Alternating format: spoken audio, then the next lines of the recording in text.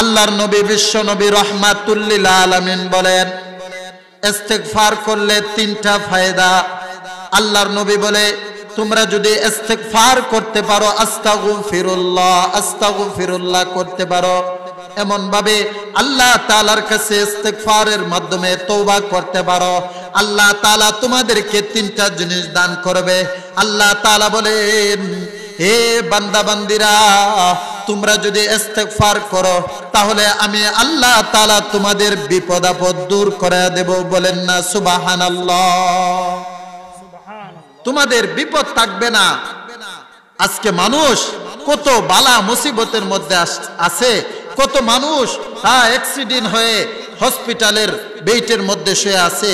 হ্যাঁ, কত মুসিবত তাদের মধ্যে নেমে আসতেছে। এই মুসিবত থেকে উদ্ধার হয়ে থাকার জন্য একমাত্র উপায় হলো বেশি বেশি ইস্তিগফার করা, আল্লাহ তাআলার কাছে তওবা করা। দ্বিতীয় নম্বর হলো আল্লাহ তাআলা চিন্তা দূর করে দিবে, আপনি আমার পেরেশানি দূর করে দিবে।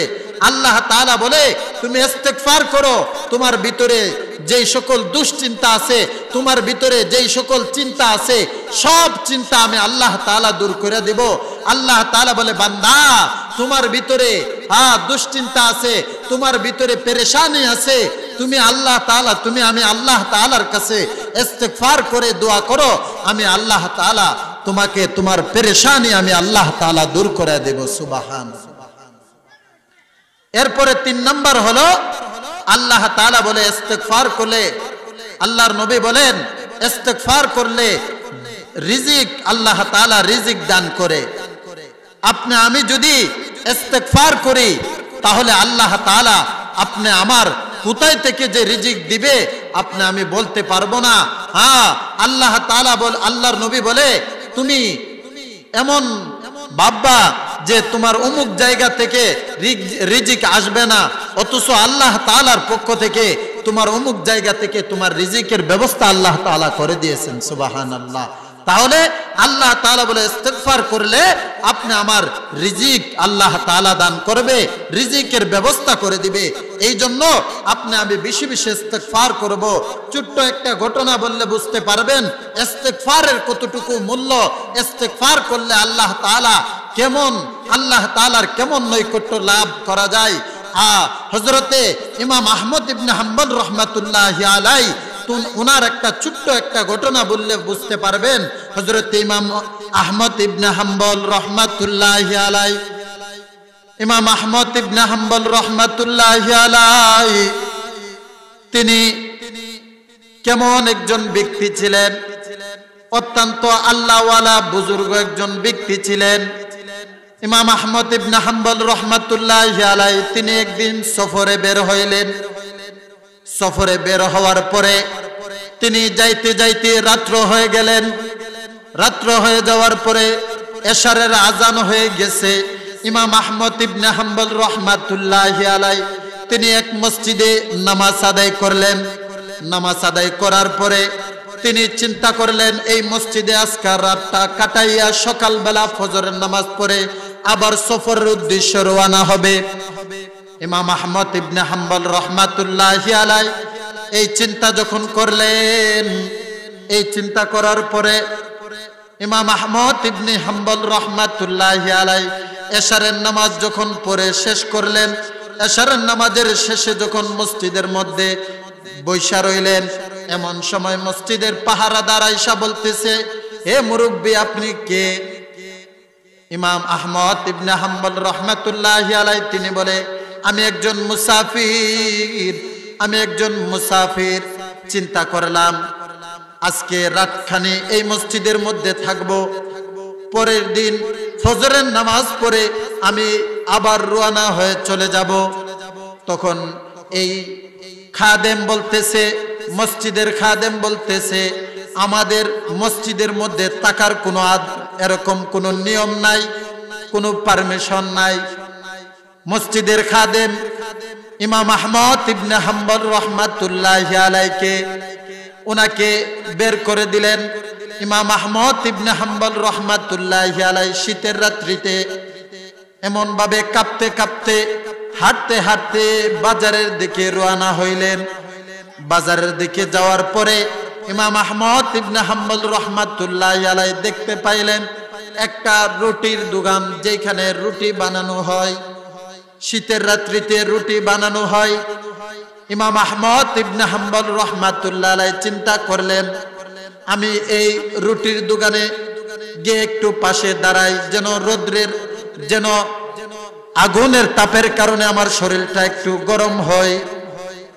তখন ইমাম আহমদ ইবনে হাম্বল রহমাতুল্লাহি আলাইহি তিনি যখন এই রুটির দোকানে গিয়ে দাঁড়াইলেন, দাঁড়ানোর সঙ্গে সঙ্গে এই রুটি বানানেওয়ালা একটা যুবক, তরতাজা যুবক, এই যুবকটা ইমাম আহমদ ইবনে হাম্বলকে দেখলেন, দেখা বলতেছে, মুরব্বী, আপনি তো শীতের কারণে কষ্ট করতেছেন, আপনি আমার দোকানের মধ্যে আশ্রয় নেন।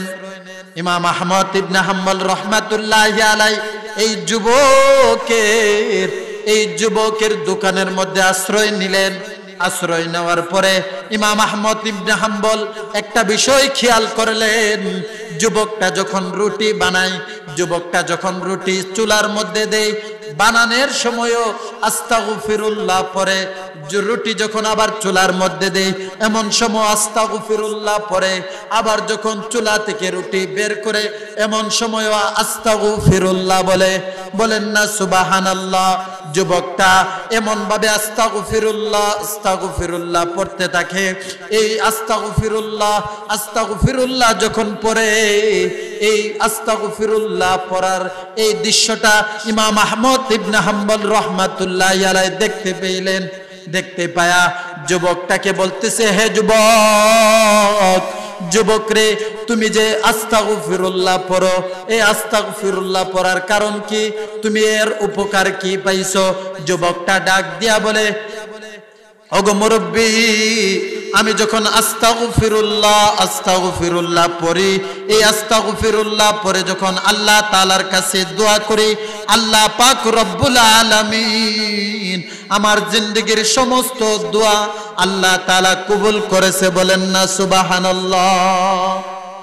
তাহলে এই ঘটনা থেকে একটা শিক্ষণীয় বিষয় হলো, আস্তাগফিরুল্লাহ পড়লে আল্লাহ তাআলা আপনি আমি যত দোয়া করব আল্লাহ তাআলা এই দোয়াগুলি কবুল করবে। আল্লাহ তাআলা মুস্তাজাবুদ দাওয়া বানায়া দেবে।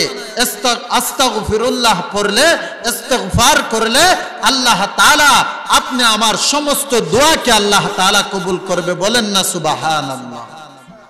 ইমাম আহমদ ইবনে হাম্বল রহমাতুল্লাহি আলাইহি এই যুবককে ডেকে ডেকে বলে, যুবক, তোমার আর কোনো ইচ্ছা পূরণ হয়েছে কিনা, আর কোনো দোয়া পূরণ হয়েছে কিনা? যুবক ডেকে ডেকে বলে, ইমাম আহমদ ইবনে হাম্বল ওনাকে চিনে না চিনা বলতেছে, মুরব্বী, আমার একটা দোয়া আল্লাহ তাআলার কাছে এখনো কবুল হয় নাই। বলে, কোন দোয়াটা আল্লাহ তাআলার কাছে কবুল হয় না? যুবকটা ডেকে ডেকে বলে, ওগো মুরব্বী, আমি আল্লাহ তাআলার কাছে দোয়া করেছিলাম যেন রব্বে কারীম এই জামানার শ্রেষ্ঠ উলিয়ে কামেল ইমাম আহমদ ইবনে হাম্বলকে আমাকে যেন দেখায়, এক নজর যেন দেখতে পাই। এই দোয়াটা আল্লাহ তাআলা এখনো কবুল করে নাই। তখন ইমাম আহমদ ইবনে হাম্বল রহমাতুল্লাহি আলাইহি যুবককে ডেকে ডেকে বলে, এ যুবক রে, রব্বে কারীম তোমার দোয়া কবুল করে ফেলছে।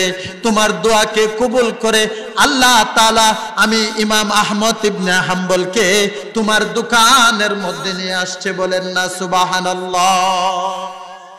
তাহলে এই যুবকের দোয়া আল্লাহ তাআলা কবুল করেছে ইস্তিগফার করার কারণে। এই জন্য আমরা বেশি বেশি ইস্তিগফার করব।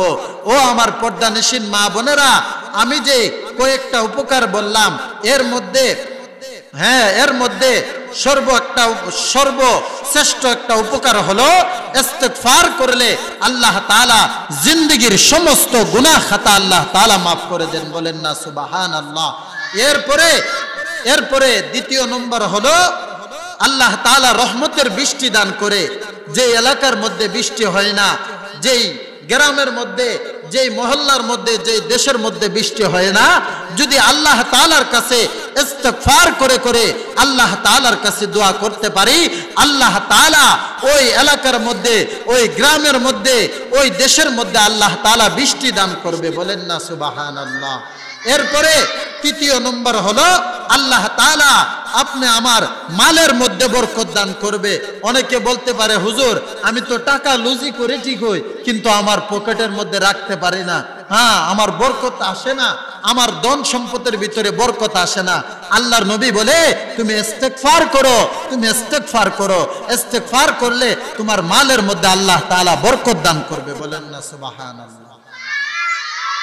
এরপরে চতুর্থ নম্বর হলো আল্লাহ তাআলা যার সন্তান আদি নাই, আল্লাহ তাআলা তাকে সন্তান আদি দান করে ইস্তিগফার করলে। এই জন্য বেশি বেশি ইস্তিগফার করব। আপনার সন্তান নাই, আপনার ছেলে সন্তান নাই, আপনার মেয়ে নাই, আপনার বিবির ঘরে সন্তান আদি হয় না, আপনি আল্লাহ তাআলার কাছে ইস্তিগফার করে করে দোয়া করেন, রব্বি হাবলি মিনাস সালিহিন, আল্লাহ তুমি আমাকে একটা নেককার সন্তান দান করো। এইভাবে যখন ইস্তিগফার করে করে আল্লাহ তাআলার কাছে চাইবেন, অবশ্যই আল্লাহ তাআলা কি করবে, আপনার ঘরে একটা নেককার সন্তান দান করবে। এরপরে 5 নম্বর হলো আল্লাহ তাআলা জান্নাতের ভিতরে আপনি আমার জন্য নহর চালু করে দিবে, নহর জারি করে দিবে। আমি যদি ইস্তিগফার করতে পারি, ইস্তিগফার করলে আল্লাহ তাআলা জান্নাতের ভিতরে আপনি আমার জন্য নহর জারি করে দিবে, যে নহর মধুর হবে, যে নহর এত পিপাসিত, এত মিষ্টি পানি হবে, কত সুন্দর সুন্দর নহর আপনি আমার জন্য আল্লাহ তাআলা জান্নাতের ভিতরে ইস্তিগফার করার কারণে দান করবে। এরপরে আল্লাহর নবী বিশ্ব নবী রাহমাতুল লিল আলামিন বলে, ইস্তিগফার করলে 3টা ফায়দা। 1 নম্বর হলো আল্লাহ তাআলা বিপদ আপদকে আপনি আমার জন্য দূর করে দেয়। এরপরে 2 নম্বর হলো আল্লাহ তাআলা আপনি আমার চিন্তা পেরেশানি, যা চিন্তা আছে, টাকার চিন্তা, বিবি বাচ্চার চিন্তা, সন্তানাদির চিন্তা, ঘর বাড়ির চিন্তা, এই চিন্তা আল্লাহ তাআলা দূর করে দিবে ইস্তিগফার করলে। এরপরে 3 নম্বর হলো আল্লাহ তাআলা রিজিকের ফয়সালা করবে। আল্লাহ তাআলা আমাদেরকে বেশি বেশি ইস্তিগফার করার তৌফিক দান করুক। আজকের এই মাহফিল যেন আল্লাহ তাআলা কবুল করে দোয়া করি। আজকের যিনি প্রধান অতিথি হযরতুল আল্লামা মুফতি উবাইদুল্লাহ মাদানী সাহেব, এরপরে বিশেষ অতিথি হযরত মাওলানা মুফতি ইউসুফ বিন ইকবাল দামাত বারকাতুহুম, হুজুররা আসবেন, মূল্যবান আলোচনা পেশ করবে। এই জন্য আপনাদের কাছে অনুরোধ, মাগো ও আমার বাবারা, আপনাদের কাছে হাত জোর করে বলি, আপনাদের পায়ে হাত জোর করে বলি, বেশি বেশি ইস্তিগফার করেন, আল্লাহ তাআলার কাছে তওবা করেন, আল্লাহ তাআলার কাছে তওবা করেন। আল্লাহর নবী বিশ্ব নবী রাহমাতুল লিল আলামিন বেশি বেশি ইস্তিগফার করতেন। তিনি দৈনিক আল্লাহ তাআলার কাছে 100 বার ইস্তিগফার করতেন।